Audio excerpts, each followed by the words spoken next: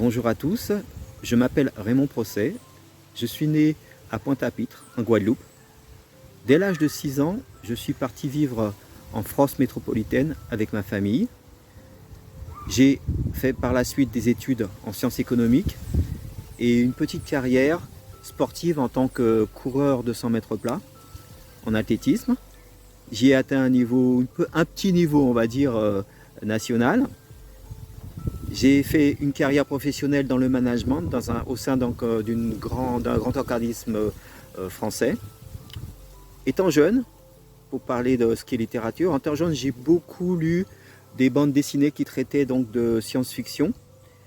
Et j'ai commencé à lire des livres un peu plus soutenus, on va dire hétéroclites, en me rendant donc à la bibliothèque quand j'avais à peu près 18-19 ans. Les contes et légendes, les histoires fantastiques m'intéressaient énormément. Mais en fait, j'étais surtout en quête de connaissances historiques qui avaient trait avec les Caraïbes, notamment l'île de la Guadeloupe. Car c'est vrai que l'éducation française n'apportait pas beaucoup de choses, c'était assez succinct, concis. Et j'avais ce désir en fait de savoir un peu plus, de connaître un peu plus l'histoire donc des gens des Caraïbes, notamment donc de tous ces insulaires qui ont été mis en esclavage. Donc c'était une bonne prérogative pour jouer les rats de bibliothèque. Mais pour autant, malgré cette lecture assidue, j'ai commencé à écrire à l'âge de 30 ans. J'étais plutôt axé à cette époque sur l'entraînement et les compétitions en athlétisme. Je peux dire que l'écriture m'a été révélée d'une manière atypique et assez étonnante. Un dimanche matin, au lieu d'aller à l'entraînement, je me suis mis à écrire des poèmes, de la poésie. Et ensuite, j'ai présenté ça à un éditeur qui l'a accepté et j'ai ainsi sorti mon premier recueil. Et après, c'était comme si c'était un déclic. Après, j'ai pas cessé d'écrire des livres, des romans, etc. Notamment quand j'étais en France, parce que je suis revenu en France, en Guadeloupe depuis 4 ans. Et pendant la période où j'étais en France métropolitaine, j'ai sorti donc quelques livres, des romans, des recueils, des essais et recueils et nouvelles. Et au niveau de la poésie, j'ai même atteint donc le stade de sociétaire de la Société des poètes français.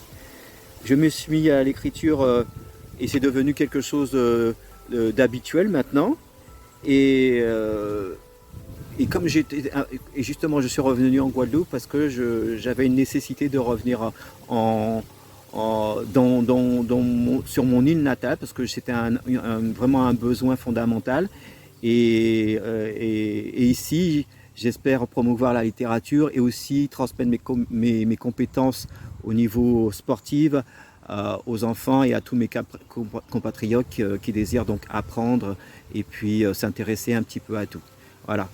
Donc mon retour ici pour le moment a été assez probant et de bonnes choses sont en train de m'arriver et c'est quelque chose qui fait plaisir et qui donne envie de continuer.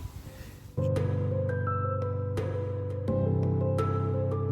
vais vous présenter un petit résumé donc, du nouveau roman que je viens de sortir qui s'intitule « À la rencontre de l'inconnu ». Ce livre raconte l'histoire d'un homme d'une quarantaine d'années, d'origine antillaise, plus précisément guadeloupéenne, qui voit dans sa vie de tous les jours entaché de terribles cauchemars. Et tous ces cauchemars ont trait à la condition d'esclavage, je veux dire, des Noirs. C'est un coach sportif et aussi un auteur. Il vit seul, il a la garde de sa fille tous les 15 jours. Sa mère est malade, elle a développé un cancer. C'est une situation très difficile pour lui, mais pourtant il continue ses activités. Un jour, à une séance de dédicace ayant lieu au Salon du Livre à la Porte de Versailles, donc à Paris, il fait la rencontre d'un grand historien qui est en fait le père d'une de ses athlètes qu'il entraîne. Et par la même occasion, sur ce même salon, il fait aussi la rencontre d'une ravissante jeune Guyanaise qui semble beaucoup l'intéresser. Cependant, celle-ci n'est présente que pour la période du salon et s'en retournera en Guyane. Par la suite, les événements font qu'il se retrouve à partir en compagnie donc, de ce grand historien dans une aventure, dans une forme d'expédition. Donc il ne connaît pas très bien la finalité. Donc arrivé en Guyane, ils s'en vont tous, avec d'autres personnages donc, qui vont se rapprocher d'eux, sur l'île de Saint-Vincent, et notamment dans une grotte assez bizarre, assez étrange. Et dès lors va commencer un voyage assez particulier et tout à fait inattendu, qui va les propulser dans une aventure vraiment faramineuse et fantastique. Alors, course-poursuite, violence, jalousie, mystère vont devenir leur lot quotidien. Et tous ces événements vont peut-être leur apporter, notamment à lui, Willy, puisqu'il faut le nommer, des réponses à tous ces questionnements qu'il avait avant d'arriver sur l'île de Saint-Vincent. Donc voilà, pour lui, c'est une autre réalité et c'est peut-être la découverte d'autres vérités.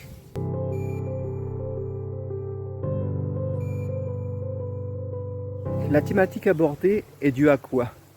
En fait, c'était la rencontre lors d'une dédicace au Salon du Livre à la Porte de Versailles.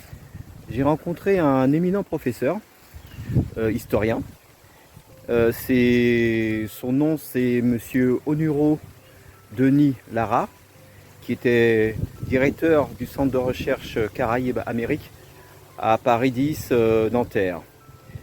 Et ce personnage, quand on s'est rencontrés, m'a dit qu'il appréciait les gens qui écrivaient, notamment les poètes et les sportifs, ce que j'étais en fait. Et nous avons discuté longuement, notamment j'ai aussi acheté un de ses livres qui traitait donc de l'histoire de la Caraïbe.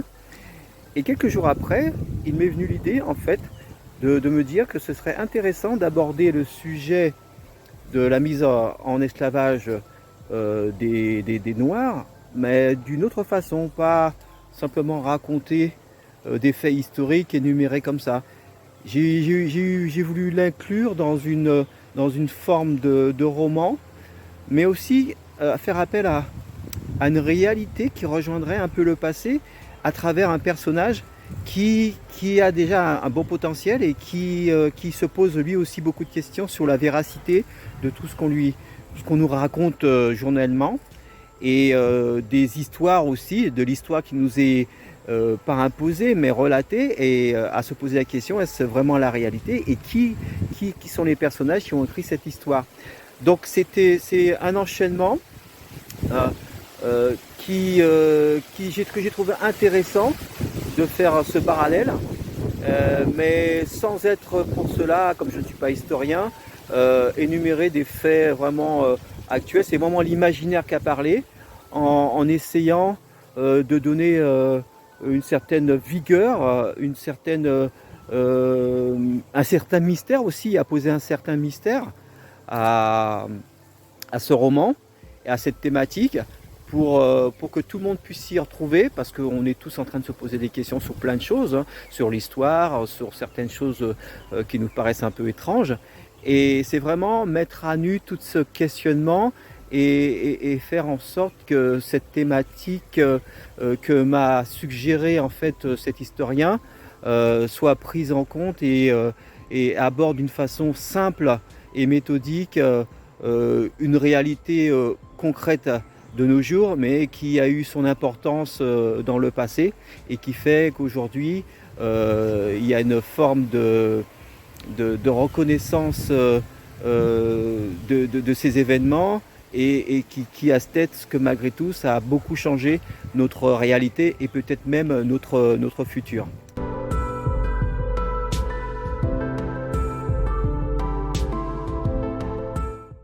Est-ce que la littérature touche le plus grand nombre? Enfin, moi je pense que si la littérature existe, c'est justement pour qu'elle puisse toucher le plus grand nombre. Car c'est à travers les écrits, à travers un savoir d'un autre que nous-mêmes nous avançons dans la connaissance. Donc cette littérature, elle est nécessaire à l'individu pour lui-même, pour lui faire avancer, pour lui faire atteindre ses objectifs par un savoir qu'il apprend à travers l'écriture, mais aussi pour tout un peuple, pour émanciper les consciences sur des choses qui se sont produites ou qui vont se produire et qui développent quelque part l'intelligence et l'imaginaire et qui permet peut-être une meilleure analyse ou même une contre-analyse. Donc la littérature sert à transmettre tout un tas de choses, de savoir, même des choses néfastes, négatives, mais tout ça c'est pour qu'on puisse prendre conscience que le cerveau humain a cette faculté, à travers l'écriture, de promulguer tout un tas d'éléments qui touchent divers domaines et qui peuvent atteindre l'ensemble des habitants de cette planète dès lors que le savoir lire est bien mis en place. Donc du coup, la littérature est un élément fondamental de l'avancée des peuples dans leur développement, dans leur idéologie. Voilà, parce que chaque cerveau, en fait, ce qui se passe, c'est heureusement qu'effectivement qu'il y a des artistes qui savent mettre par écrit plusieurs éléments, car ça permet à des individus peut-être qui sont un peu moins au courant des choses, puissent au moins en apercevoir une forme d'une certaine manière et donner aussi leur analyse et à améliorer leur perception du monde qui les entoure. Donc la littérature est un événement pour l'esprit. C'est une ouverture vers le monde, vers la vie. Et c'est ce qui permet d'avancer, que ce soit individuellement ou alors à l'ensemble d'une planète, d'une terre, d'une civilisation humaine. Sans littérature, il n'y a pas de passé, il n'y a pas de présent. Donc c'est fondamental que la littérature soit bien présente malgré l'invasion, on va dire, du système virtuel, de tout ce qui est électronique. Il faut quand même que subsiste cet élément naturel de la conscience qui nous permette de percevoir à travers l'écriture l'avenir, le passé, et qui nous permet d'apprendre et de progresser. Voilà, c'est tout ce que j'avais à dire.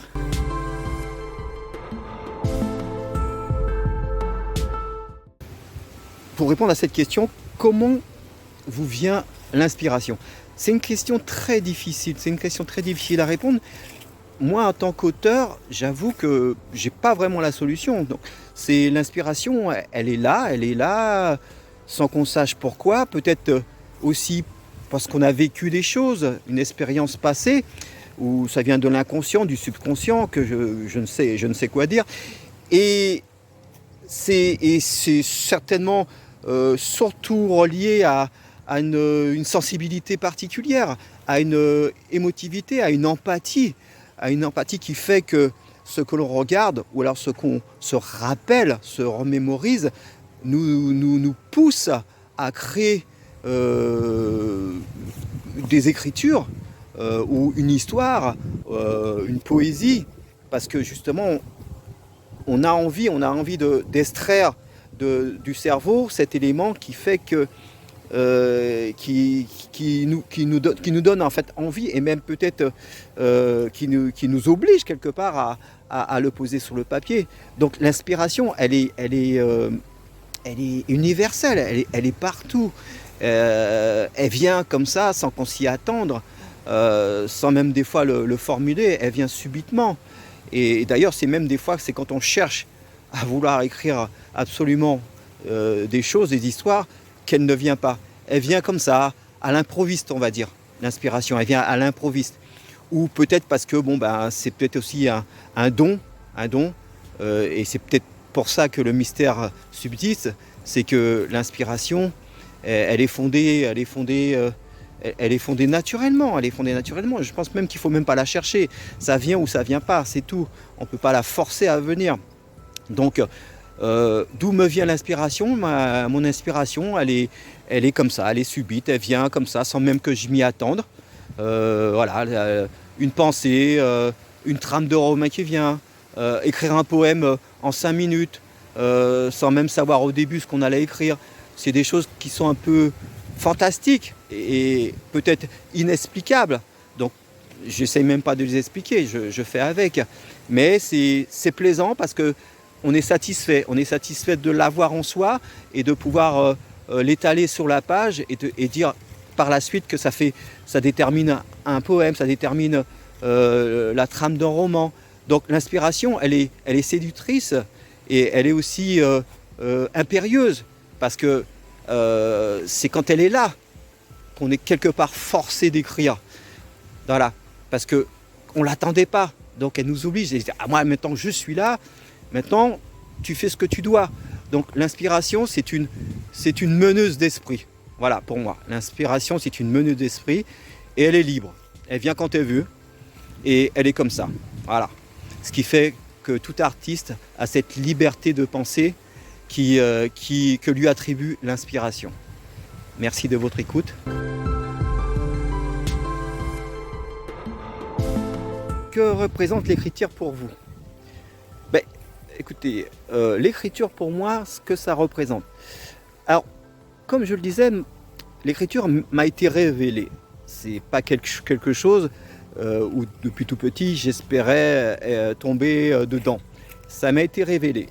Et à partir de là, comme je l'avais précisé, à partir de l'âge de 30 ans, j'ai su qu'effectivement, je pouvais écrire des poèmes, ensuite passer à l'écriture de romans, etc. Mais cette écriture, je pense qu'elle était sommeillante en moi, elle était latente. C'est des choses que j'ai accumulées pendant X années et qui avaient besoin de sortir. Et l'outil de l'écriture a été ce moyen de pouvoir dire les choses que je renfermais dans ma boîte crânienne, et toutes ces pensées, tous ces questionnements que j'avais sur le monde, dans tous les domaines d'ailleurs, parce que j'ai toujours été très renfermé, toujours en train d'analyser, toujours à réfléchir, à élaborer. Mais tout ceci, c'est peut-être dû aussi à une forme d'hypersensibilité, d'une empathie pas exacerbée, qui fait que chaque chose que je regarde, où je pose mon regard, demandait une réflexion. Et l'écriture est venue à point nommé justement pour désengorger quelque part ce cerveau toujours en ébullition. Et l'écriture me permet de faire une espèce de vidange de tout ça, une vidange de l'esprit par le biais des mots, des phrases, des livres. Et l'écriture devient donc une soupape qui permet de se libérer, non pas d'une oppression ou d'être malade, mais ni d'un fardeau, mais c'est libérer une envie de transmettre tout un tas de choses, une envie de faire savoir que nous aussi on a des réflexions intimes et on a envie de les partager. Donc l'écriture c'est le partage, c'est la non-retenue des pensées humaines. L'écriture c'est le biais d'une route qui mène à une liberté totale de l'imaginaire. C'est la mise en place justement sur le papier concrète d'un imaginaire qui peut être engagé, qui peut être poétique, qui peut être universel, qui peut cibler tout et n'importe quoi. Donc l'écriture c'est une vaste liberté du champ de conscience. Voilà.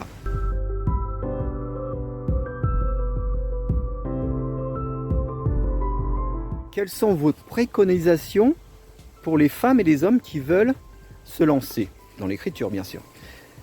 Moi, je dirais qu'il ne faut même pas penser, en fait. Il faut y aller. Il ne faut pas avoir peur. Parce qu'en fait, ce qui nous bloque, c'est la peur de ne pas y arriver.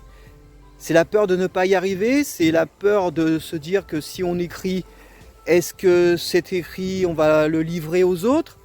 C'est la peur de se faire lire. Voilà, tout est fondé en fait sur des doutes, c'est les doutes qu'on a en soi. Voilà, donc il faut se libérer de tout ça. C'est comme dans la vie en fait. Dans la vie, on n'avance pas pourquoi?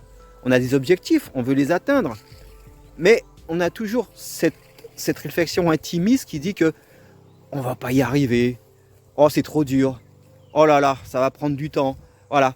Toutes ces interrogations qui fait que freiner les choses. Donc l'écriture, c'est un peu pareil. L'écriture, c'est on a envie d'écrire, mais on se dit que on est trop mauvais. Il y a bien meilleur que nous. Et ce qu'on va écrire, oh, on a peur de la critique aussi. On se dit ce qu'on va dire, ça va pas plaire aux gens. Ou alors, oui, il y a trop de gens qui vont dire des choses et ça va nous impacter. Donc l'écriture, c'est en fait se dépasser dans le sens, c'est se donner la liberté de faire ce qu'on a envie de faire. Dans un premier temps, je pense qu'il faut écrire parce qu'on a envie de le faire, pour se faire du bien à soi et non pas aux autres. Dans un premier temps, voilà, se dire que j'écris parce que j'ai envie d'écrire. Après qu'effectivement la teneur de nos écrits plaise ou ne plaise pas, vous savez, les émotions humaines, elles sont comme ça, hein, c'est j'aime ou j'aime pas, etc. Mais ça ne doit pas empêcher à l'individu qui veut y aller, parce qu'il a envie de le faire, c'est de le faire. Et que ça ne reste pas un projet qui dort dans la tête, qui dort pendant des mois, ou alors on commence un manuscrit, 2 ans après, on n'a toujours pas fini le 2e chapitre. Non, il faut y aller. C'est comme dans le sport, il faut une régularité dans les choses, et les choses avancent. Et aussi, rencontrer des bonnes personnes aussi, qui peuvent conseiller, qui peuvent guider, qui peuvent soutenir, qui peuvent motiver, parce qu'on a tous besoin de ça. On ne peut pas réussir tout dans la vie tout seul. Donc l'écriture, si on a envie d'écrire, on se rapproche de personnes qui écrivent ou de personnes qui aiment la lecture pour nous donner des idées, pour nous conforter, pour nous réconforter et pour se dire que il faut se lancer. Parce que ça, c'est le maître mot, se lancer. Une fois qu'on est lancé, c'est bon. Mais il faut y arriver et avoir une continuité dans l'activité. C'est aussi important. C'est en faisant qu'on progresse, qu'on avance.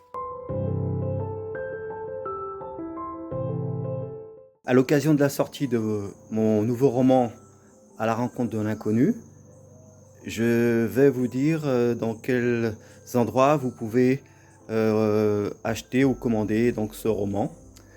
Donc ce roman en Guadeloupe se trouve physiquement à la librairie Cultura,